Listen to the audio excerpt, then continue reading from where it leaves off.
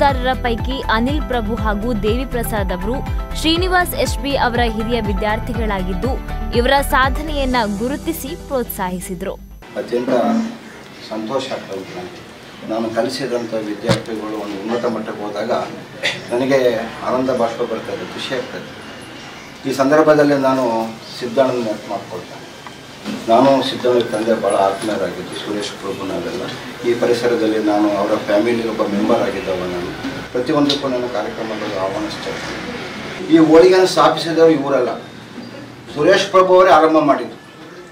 ಈ ಪುತ್ತೂರಿನಲ್ಲಿ ಒಂದು ಹೋಳಿಗೆ ಅನ್ನೋ ಒಂದು ದೊಡ್ಡ ಬ್ರ್ಯಾಂಡ್ ಇದೆ. ಇದಕ್ಕೆ ಈಗೇನು ಬ್ರ್ಯಾಂಡ್ ಬಂದ್ಬಿಡ್ತದೆ.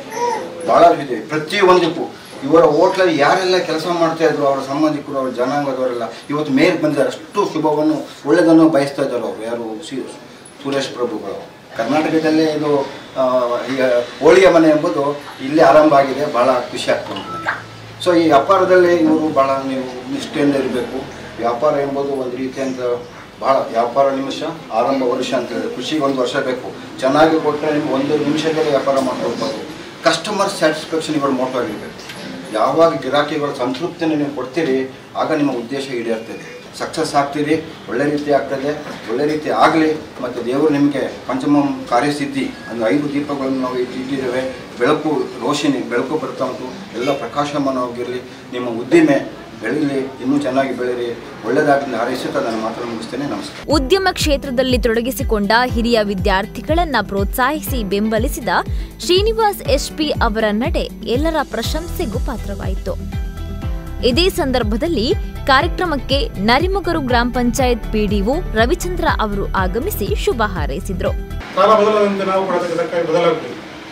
ಮೊದಲು ಕೂಡ ಇಲ್ಲಿ ಹೋಳಿಗೆ ಮಾಡ್ತಿದ್ರು, ಆದರೆ ಜಾಸ್ತಿ ಅದನ್ನು ಹೊರಗಡೆ ಡಿಸ್ಟ್ರಿಬ್ಯೂಟ್ ಮಾಡ್ತಿದ್ರು. ಅದನ್ನು ಈಗ ಜನರಿಗೆ ಅಂದರೆ ಎಲ್ಲಿ ಚಂದವಾದ ಹೋಟೆಲ್ಗಳಿಗೆ ಆಕರ್ಷಣೆ, ಅಲ್ಲಿಗೆ ಜನರು ಬರ್ತಾರೆ. ಯಾವ ರೀತಿ ಈ ಸಿಹಿಗೆ ನೊಣ ಮುಟ್ಟಿದಾಗೆ ಎಲ್ಲಿ ಚಂದ ಕಾಣ್ತದೆ, ಶುಭ್ರವಾಗಿ ಸ್ವಚ್ಛವಾಗಿರ್ತದೆ. ಮತ್ತು ಸರ್ವಿಸ್ ಭಾಳ ಮುಖ್ಯ. ನಾನು ಇನ್ನೊಮ್ಮೆ ನಿಮಗೆ ಈಗ ಅವರು ಸರ್ ಹೇಳಿದರು, ಸರ್ವಿಸ್ ಭಾಳ ಮುಖ್ಯ.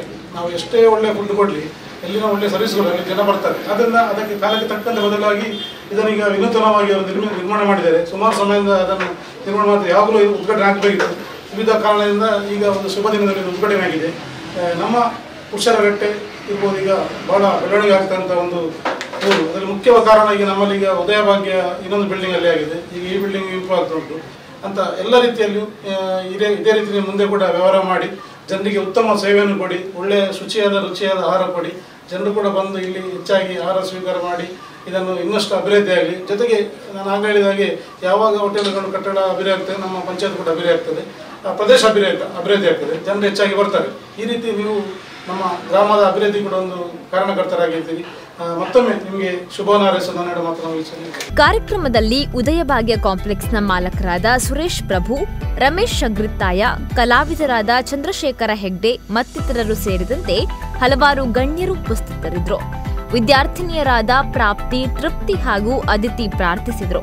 ಪಾಲುದಾರರಾದ ನವೀನ್ ಪ್ರಭು, ಅನಿಲ್ ಪ್ರಭು, ದೇವಿ ಪ್ರಸಾದ್ ಹಾಗೂ ನವ್ಯ, ಚೈತ್ರ, ಪ್ರತಿಮಾ, ಸಿಬ್ಬಂದಿ ನಿವೇದಿತಾ, ಕೀರ್ತಿ ವಿವಿಧ ಕಾರ್ಯಕ್ರಮಗಳನ್ನು ನಿರ್ವಹಿಸಿ ಉಪನ್ಯಾಸಕ ಕೃಷ್ಣರಾಜ್ ಸುಳ್ಯ ಕಾರ್ಯಕ್ರಮವನ್ನು ನಿರೂಪಿಸಿದರು. ಕಡಲೆಬೇಳೆ ಮತ್ತು ಕಾಯಿ ಹೋಳಿಗೆ ಮಾಮೂಲಿಯಾಗಿ ದೊರೆಯುವಂಥದ್ದು. ಈಗ ನಾವು ಹೊಸದಾಗಿ ಪೈನಾಪಲ್ ಮತ್ತು ಚಿಕ್ಕು, ಕ್ಯಾರೆಟ್ ಮತ್ತು ಖರ್ಜೂರ ಅಂದರೆ ಇನ್ನೂ ಸಹ ಇದು ಉಂಟು. ಅಂದರೆ ನಾವು ಇದು ಹಲಸಿನ ಸೀಸನಲ್ಲಿ ಹಲಸಿನ ಹಣ್ಣು ಸಹ ಹೋಳಿಗೆ ಮಾಡಿ ದೊರಿತೇವೆ. ಮತ್ತು ಹೋಳಿಗೆ ತಿನ್ನಲಿಕ್ಕೆ ಇವಾಗ ಪಾಯಸದಲ್ಲಿ ಮಾತ್ರ ಹೋಳಿಗೆ ತಿಂತಾರೆ. ಕೆಲವರಿಗೆ ಗೊತ್ತು ರಸಾಯನದಲ್ಲಿ ತಿಂತಾರೆ.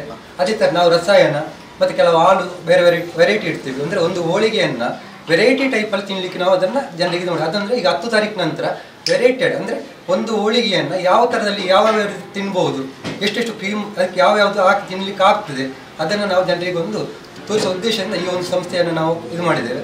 ಅದರೊಟ್ಟಿಗೆ ಚಾಟ್ಸ್ ಐಟಮ್ಸ್ ಒಳ್ಳೆಯ ರೀತಿಯಲ್ಲಿ ಅಂದರೆ ಮತ್ತು ನಮ್ಮಲ್ಲಿ ಯಾವುದೇ ಇಲ್ಲಿ ಯೂಸ್ಡ್ ಐಟಮ್ ಇಲ್ಲ. ಯೂಸ್ಡ್ ಆ್ಯಂಡ್ ಥ್ರೋ ಅಂದರೆ ಯಾವುದು ಶುಚಿತ್ವಕ್ಕೆ ಬೇಕಾಗಿ ಅಂದರೆ ಕ್ಲೀನಿಂಗ್ ಒಂದನೇ ನಮ್ಮ ಇದರಿಂದ ಶುಚಿತ್ವ ಐಟಮ್ಸ್ ತಗೊಂಡವರಿಗೆ ತಿನ್ನಲಿಕ್ಕೆ ಒಳ್ಳೆ ತೊಂದರೆ ಇಲ್ಲ. ನಮಗೆ ಈ ಒಂದು ಥರ ಕೊಟ್ಟಿದ್ದಾರೆ ಅಂತೇಳಿ ಅಂದರೆ ಒಂದು ಐಟಮ್ಸ್ನ ತೆಗೊಳ್ಳುವಾಗ ಅದು ನೋಡುವಾಗ ನಮಗೆ ಚಂದ ಕಂಡ್ರೆ ಅದು ನಮಗೆ ಒಳ್ಳೆದು ಕಾಣ್ತದೆ. ಅಂದರೆ ನಮ್ಮದು ಒಂದನೇ ಇದಂದರೆ ಶುಚಿತ್ವಕ್ಕೆ ನಾವಿಲ್ಲಿ ಪ್ರಾಧಾನ್ಯವನ್ನು ಕೊಟ್ಟಿದ್ದೇವೆ. 10 ತಾರೀಕು ನಂತರ ನಮ್ಮ ಎಲ್ಲ ಜನಗಳು ಬರಬೇಕು, ಬಂದು ನೋಡಬೇಕು. ಅಂದರೆ ನಮ್ಮದು ಒಂದು ಉದ್ದೇಶ ಏನಂದರೆ ನೀವು ಬರಬೇಕು, ಜನಗಳು ನಮ್ಮ ಗ್ರಾಹಕರು ಬರಬೇಕು, ಗ್ರಾಹಕರಿಗೆ ಕೊಟ್ಟಂತ ಇದರಲ್ಲಿ ತೃಪ್ತಿ ಆಗಬೇಕು. ಅದನ್ನು ನಾವು ಒಂದನೇದಾಗಿ ಗ್ರಾಹಕರಲ್ಲಿ ನಾವು ಇಚ್ಛಿಸುವುದು ಅದೊಂದೇ ನಮ್ಮ ಇದು ಅಂತೇಳಿ ಹೇಳಿಕ್ಕೆ ಇಚ್ಛೆ ಪಡ್ತೇನೆ ನಾನು. ತಾನು ಬೆಳೀತಾ ಇತರರನ್ನ ಬೆಳೆಸುವಂತ ಕಾರ್ಯವನ್ನು ಕೂಡ ಈ ಮನೆ ತಂದವರು ಮಾಡ್ತಾ ಇದ್ದಾರೆ. ಅದೆಷ್ಟೋ ಕಲಾವಿದರಿಗೆ ಪ್ರೋತ್ಸಾಹವನ್ನು ಕೊಟ್ಟಂತಹ ಕುಟುಂಬ ಇದು. ಅದೆಷ್ಟೋ ಸಂಕಷ್ಟದಲ್ಲಿರುವವರಿಗೆ ಕೈ ನೀಡಿ ಸಹಾಯ ಮಾಡಿದಂತಹ ಕುಟುಂಬ ಇದು. ಈ ದಿವಸ ಸಿಹಿಯನ್ನ ಹಂಚುತ್ತಾ ತಮ್ಮ ಮನೆಯನ್ನು ಬೆಳಗುವುದರ ಜೊತೆಗೆ ಇತರರ ಬಾಯಿ ಮತ್ತು ಬಾಳನ್ನು ಸಿಹಿ ಮಾಡುವಂತಹ ಕೆಲಸವನ್ನ ಈ ಸಂಸ್ಥೆ, ಈ ಕುಟುಂಬ ಮಾಡ್ಲಿಕ್ಕಿದೆ. ಈ ಸಂಸ್ಥೆಗೊಂದು ಉತ್ತಮವಾದ ಹೆಸರನ್ನು ಇಟ್ಟಿದ್ದಾರೆ. ಅದೇ ಹೋಳಿಗೆ ಮನೆ ಮತ್ತು ಚಾಟ್ಸ್ ಅನ್ನುವಂತಹ ಒಂದು ಹೊಸ ಉದ್ಯಮ ಅಂತ ಹೇಳ್ಬೋದು, ಒಂದು ವ್ಯವಹಾರ ಅಂತ ಹೇಳ್ಬೋದು. ನಮೂನೆಯ ವೆರೈಟೀಸ್ ಆಫ್ ಹೋಳಿಗೆಯನ್ನ ಜನರಿಗೆ ಪರಿಚಯಿಸಬೇಕು. ನಮ್ಮ ಊರು ಪುಟ್ಟದಾದ್ರೂ ಕೊಡುವಂತಹ ಹೋಳಿಗೆಯ ಸಿಹಿ ಊರಿಂದ ಹೊರ ಊರಿಗೂ ಕೂಡ ತಲುಪಬೇಕನ್ನುವಂತ ಆಶಯ ನವೀನಣ್ಣ ಮತ್ತು ಅವರ ಕುಟುಂಬದವರು. ಈ ವೆರೈಟೀಸ್ ಆಫ್ ಹೋಳಿಗೆಯ ಸವಿಯನ್ನು ತಾವೆಲ್ಲೂ ಸವಿಬೇಕು ಅಂತ ಇದ್ರೆ ತಾವು ಬರಬೇಕಾಗಿರುವಂತದ್ದು ಪುರುಷರ ಕಟ್ಟೆಯಲ್ಲಿ ಹೋಳಿಗೆ ಮನೆ ಅನ್ನುವಂತ ಸಂಸ್ಥೆ ಇದೆ. ಅದ್ರ ಜೊತೆಗೆ ಚಾಟ್ಸ್. ಇವತ್ತಿನ ಈ ಒಂದು ಯುಗದಲ್ಲಿ ಚಾಟ್ಸ್ಗೆ ಮಾರು ಹೋಗೋದವ್ರು ಯಾರು ಇಲ್ಲ. ಪಾನಿಪುರಿ, ಮಸಾಲೆ ಪುರಿ, ದಹಿ ಪುರಿ ಇಂಥ ಚಾಟ್ಸ್ಗಳ ಜೊತೆಗೆ ಉತ್ತಮವಾದ ಜ್ಯೂಸ್ನ ವ್ಯವಸ್ಥೆ ಕೂಡ ಈ ಸಂಸ್ಥೆ ಮಾಡ್ತಾ ಇದೆ.